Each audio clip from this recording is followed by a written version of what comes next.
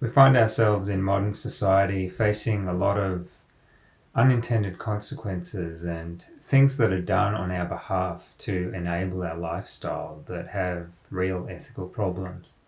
And there's also a just general lack of doing anything about it on the part of most people. And even those people who are zealous about it tend to be quite hypocritical about it.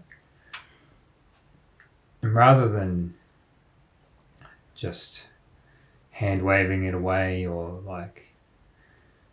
scapegoating those hypocrites because, at least they're trying, why don't we think about what is the actual problem here?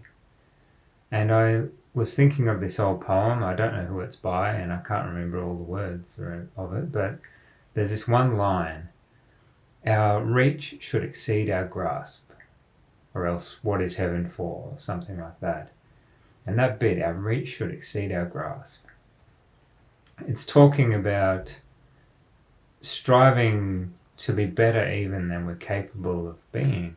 But it suddenly triggered in my head the realization that in modern society, the fundamental problem that leads to what I was talking about just a minute ago is that our grasp exceeds our reach. We're enabled well beyond our natural human capacity to have impacts, or for impacts to happen on our behalf, that were just not possible when we were evolving. There's no guarantee that we're even capable as a species of moderating this properly, because we never had to. There was never a time we were going to die out before the modern era as a result of this problem. So there's a sense in which we have too much leverage. And I'm sure that this has come up in discussions among, anti-modern, anti-technology, philosophies before.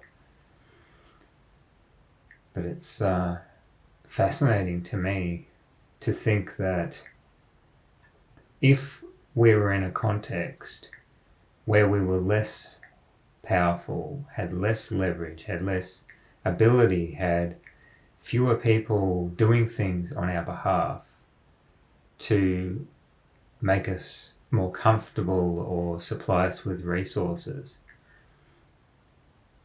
fewer specialists doing things for us better than we can do them. If we didn't have that, we would have a more ethical situation in a sense, because imagine you're in a hunter-gatherer stereotype society. You never accidentally kill an animal. If you kill an animal, it's because you intended to kill that animal. So that moral choice is, I want to eat that animal, I'm going to eat that animal. I'm okay with this or I'm not. Maybe I won't eat that animal and I'll eat some kind of vegetable or something if that'll keep me full.